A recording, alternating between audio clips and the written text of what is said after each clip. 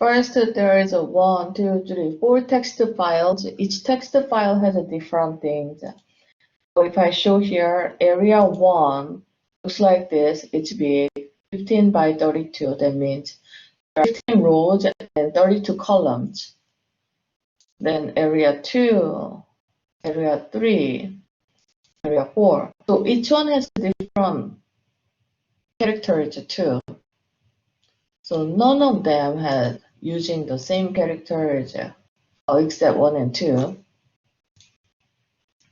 And when I have like this kind of thing, the first number is a row, second number is a column. So you are going to use those two numbers at the back page when you read the file. By using the first and second number, you are going to make the character to the array. Now, if I show you, go back, you're going to have, if you have 4 rows, you are going to have 4 string. So actually, you don't really have to use the next line because there's no space.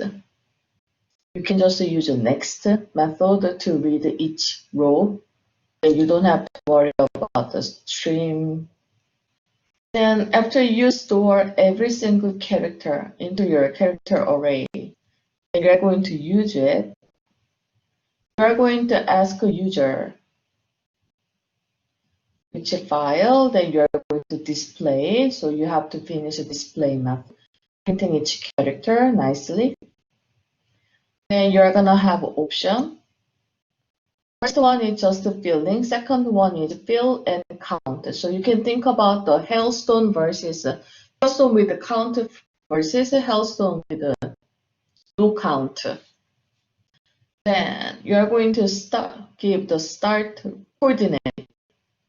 Row 0, column 2 means you are going to start at 0, 2 here. So you're going to store this character. Now plus becomes ch character. And whenever you need the character, you are going to change it to asterisk. That means you're filling with a new character, or you can think about filling with a new color. The position, you are going to change whenever you see the character, you are going to change it to the asterisk. Then you can go to the forward direction, up, down, left to right. Recommended way is like a counterclockwise or clockwise. That means if you call the up first, then right. Is it right? Is it? I can say this one left, down, right, or up, right, down, left, or right, down, left, up, or left, down, right, up. Whatever direction is okay, but in one direction, like a Maze Escaper last year. But this one is doing at the current position. This one is changing the character to the asterisk. And it's going to move to the label. It cannot go up. If you try to go up, then it's not valid index, so don't do anything. And it can go left, valid index, then it has the same character plus, so change it to the asterisk. And from the left, that is now current one. From the left, you're going to go up, not valid, so don't do anything. Then you go to the left. Left has the plus, so change it to asterisk.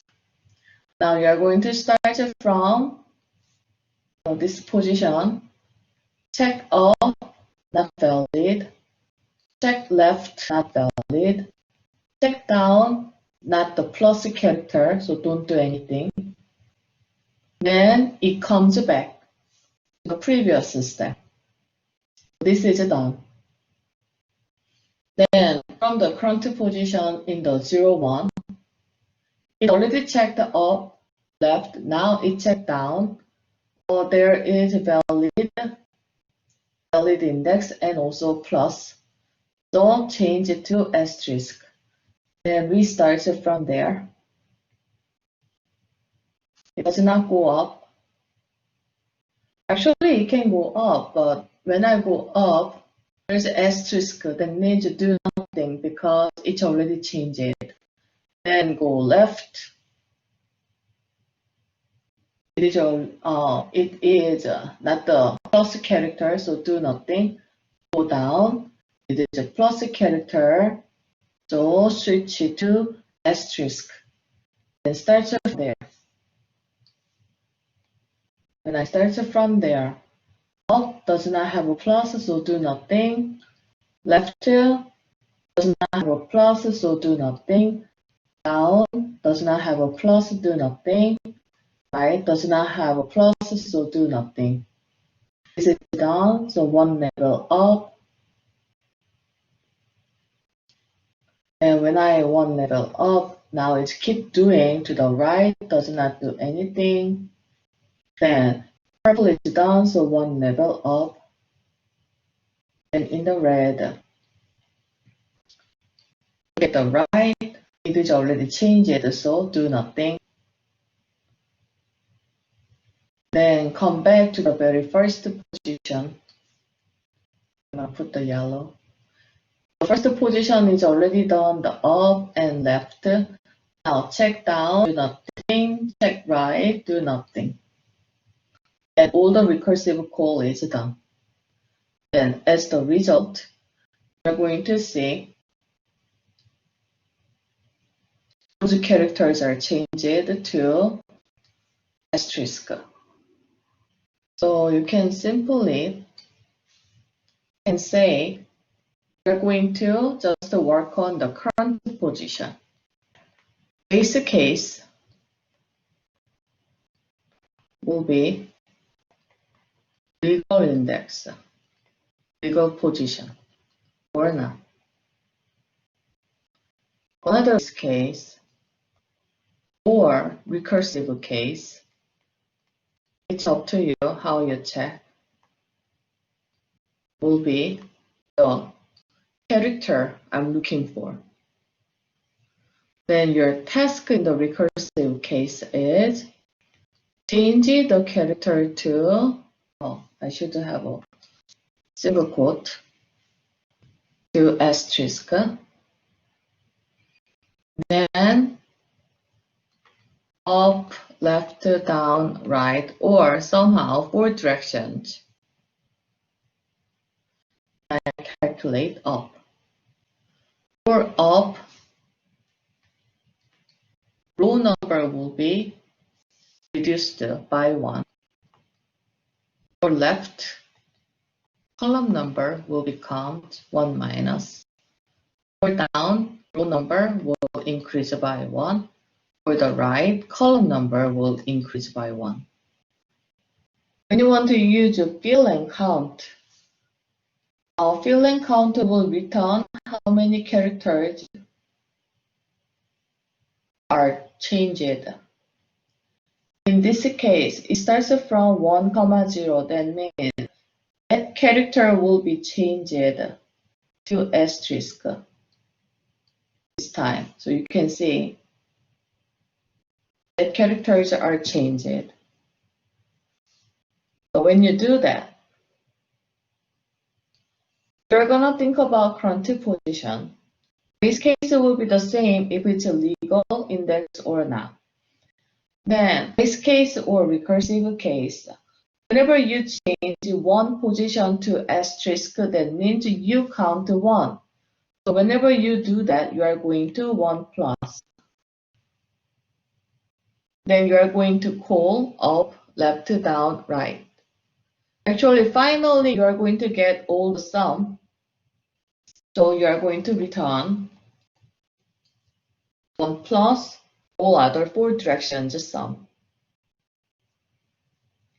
That means when I start from 1, 0, I'm going to say 1 plus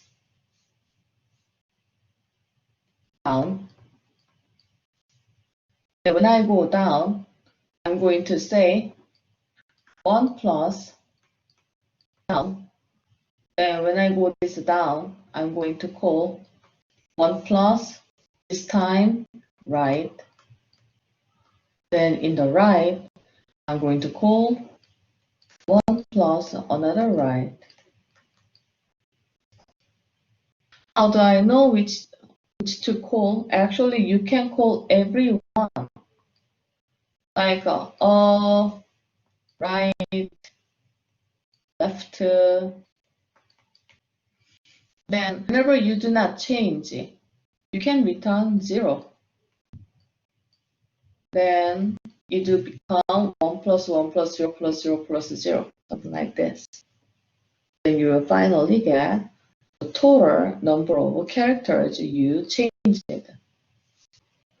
So there's a read, display, fill and count method.